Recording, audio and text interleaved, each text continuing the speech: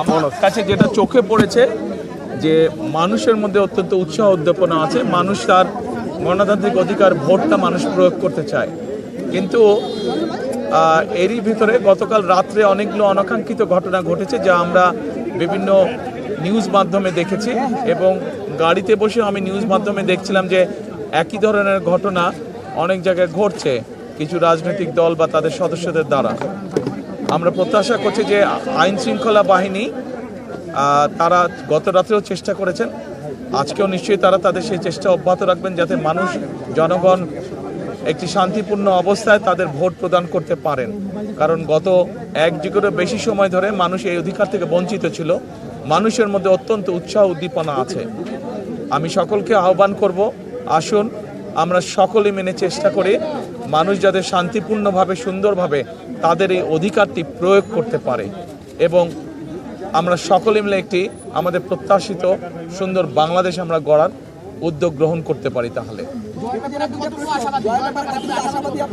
জয়ের ব্যাপারে আমরা আলহামদুলিল্লাহ স্ট্রবেরি সুপার ডটেড ও ক্লাসিক ভ্যারিয়েন্টে সেন্সেশন জাগুক শিহরণ। আমরা কনফিডেন্ট, আমরা আশাবাদী জয়ের ব্যাপারে।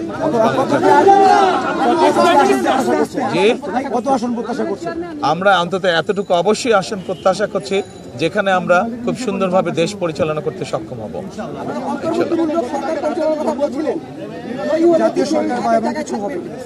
আমরা বলেছি যে আমরা যে সকল রাজনৈতিক দলকে একসাথে নিয়ে আমরা আন্দোলন সংগ্রাম করেছি, আমরা চাই আমরা কম বেশি সকলকে নিয়ে একসাথে দেশ পরিচালনা করতে। না, সারা দেশের খবর আমি এখনো পাইনি, আমি মাত্র অফিসে আসলাম। আমি 5 ঘন্টা অতিবাহিত হয়েছে, কিন্তু আমি তো ঘুরছিলাম এতক্ষণ, বিভিন্ন জায়গায় আমি গিয়েছিলাম, কাজে আমি খবর নিতে পারিনি। এরই ভিতরে আমি মোবাইলের মাধ্যমে যে বিভিন্ন আপনারা যারা সংবাদ মাধ্যম আছেন আপনাদের বিভিন্ন খবরগুলো আমি দেখছিলাম, আপনাদের খবরেই দেখলাম আমি যে বিভিন্ন জায়গায় এখনও কিছু অপ্রত্যাশিত ঘটনা ঘটছে। কোনো একটি রাজনৈতিক দল এখনও কিছু অপ্রত্যাশিত ঘটনা তারা বারংবার ঘটিয়ে যাচ্ছে। কাজে আমরা চাই না যে এসব ঘটনা ঘটুক।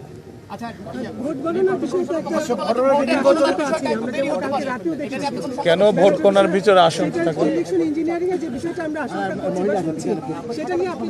আমরা মনে করি যে মানুষ যদি বেরিয়ে আসে, সাধারণ মানুষ, এই দেশের মালিক হচ্ছে মানুষ, এবং তারা যদি বেরিয়ে আসে, তারা যদি তাদের অধিকার প্রয়োগ করে, ভোট সংখ্যা যত বেশি বাড়বে, ভোটারের সংখ্যা যত বেশি বাড়বে, আমরা বিশ্বাস করি যে সকল ধরনের ষড়যন্ত্রকে প্রতিহত করা যাবে।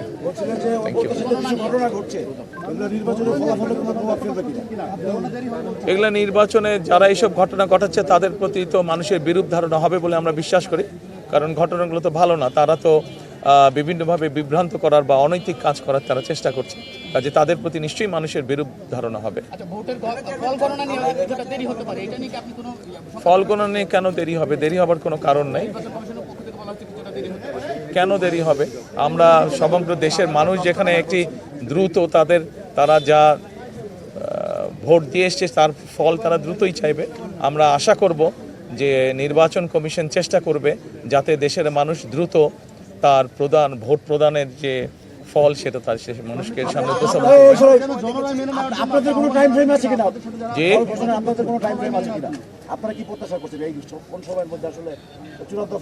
দেখুন, আমরা 91 সালে দেখেছি নির্বাচন, আমরা 96 সালে দেখেছি, 2001 সালে আমরা নিরপেক্ষ নির্বাচন দেখেছি। স্বাভাবিক একটি তো সাধারণ টাইম ফ্রেম তো আছেই। আমরা প্রত্যাশা করব যে সেই টাইম ফ্রেমের মধ্যেই জনগণ রেজাল্ট জানতে পারবে। জনরায় মেনে নেওয়ার জন্য বাংলাদেশের সবসময় প্র্যাকটিস যে হেরে যায় বলে নির্বাচন সুষ্ঠু হয়নি।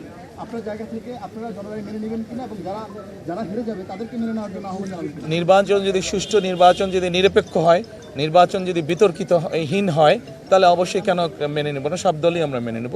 কিন্তু অবশ্যই এখানে একটি শর্ত আছে যে নির্বাচন নিরপেক্ষ হতে হবে, নির্বাচন শান্তিপূর্ণ হতে হবে। আমরা যেসব অনাকাঙ্ক্ষিত ঘটনা দেখছি, যেভাবে মানুষকে বিভ্রান্ত করার চেষ্টা হচ্ছে, এরকম বিষয় তো অবশ্যই মেনে নেওয়া যাবে না, কেউই মেনে নেবে না। আমার কাছে মনে হচ্ছে যে ভোটার উপস্থিতি আমি যতটুকু ঢাকা শহরে দেখেছি, আমার কাছে মনে হচ্ছে আলহামদুলিল্লাহ মানুষ অত্যন্ত উৎসাহ ভরে তার ভোট প্রয়োগ করতে যাচ্ছে। মানে আরেকটা বিষয়, 17 বছর আপনার এই ভোটের দিনটার জন্য আপনারা আন্দোলন করেছিলেন, এবং আপনার গণতন্ত্র হাজার হাজার উত্তরণের নেতাকর্মী কথা বলছিলেন মুখোমুখি আপনারা শিকার বারবার। হয়েছেন। আজকের দিনটি কি আপনাদের সেই আন্দোলনের একটি ধরনের সফলতা কিনা? এটা শুধু আমাদের আন্দোলনের সফলতা না, 17 বছর ধরে বাংলাদেশের কোটি কোটি মানুষ, কোটি কোটি ভোটারই ভোট থেকে বঞ্চিত ছিল, ভোট প্রদান থেকে বঞ্চিত ছিল। আমি মনে করি যে এটা সমগ্র বাংলাদেশে যে প্রায় 13 কোটি ভোটার আছে, সকলের জন্য এটি একটি উল্লেখযোগ্য দিন, সকলের জন্য একটি স্মরণীয় দিন আজকের দিনটি। ধন্যবাদ, সকালে ভালো থাকবেন। Thank you. আজকে সকালে এই কেন্দ্রে ভোট দেওয়ার পর থেকে বলছেন যে ভোট উৎসব হচ্ছে, মানুষ সেখানে অংশগ্রহণ করছে, সেদিকে শেষ পর্যন্ত থাকবে, আপনি কি মনে করেন? প্রধান উপদেষ্টার কাছে যেহেতু উনি সরকারে আছেন, ওনার কাছে হয়তো ইনফরমেশন বিভিন্নভাবে থাকতে পারে। আমি যেহেতু এখনও সেভাবে সারা দেশে ইনফরমেশন জানি না, কাজে আমি এ ব্যাপারে বলতে পারবো না। আমি শুধু ঢাকা শহরে যতটুকু দেখেছি, আমি তো বললামই যে মানুষের মধ্যে উৎসাহ উদ্দীপনা আছে। আমরা বিশ্বাস করি গত 2 দিনে যেভাবে দেখেছি মানুষজন লঞ্চ, স্টিমারে, ট্রেনে, বাসে করে বিভিন্ন উৎসাহ নিয়ে দেশে ফিরে গিয়েছে, যার যার এলাকায় ফিরে গিয়েছে ভোট প্রদানের জন্য। আমরা প্রত্যাশা করি যে সেই উৎসাহটার প্রতিফলন আজকে নিশ্চয়ই থাকবে বিভিন্ন জায়গায়। জামাত ইসলামের বেশ কয়েকজন এজেন্ট বা সদস্য তারা অস্ত্র নিয়ে ধরা পড়েছে, টাকা নিয়ে ধরা পড়েছে, এই বিষয়গুলো নির্বাচনকে আসলে অনেক জায়গায় প্রশ্নবিদ্ধ হয়েছে। আজকে সকালেও আমি কোনো একটা নিউজে দেখেছি, আজকে সকালেও বোধহয় ঘন্টা 2 আগেও একই ঘটনা ঘটেছে। ধন্যবাদ সাংবাদিক ভাইরা, ভালো থাকবেন সকলে। আসুন আমরা চেষ্টা করি। গণতন্ত্রের উত্তরণের পথ আসলে বলা হচ্ছিল, এটা আসলে সফল হলো কিনা, গণতন্ত্রের উত্তরণের পথে আমরা উঠলাম কিনা? অবশ্যই জনগণ যদি শান্তিপূর্ণভাবে, নিরপেক্ষভাবে ভোট দিতে পারে, গণতন্ত্রের সূচনা তো অবশ্যই শুরু হবে।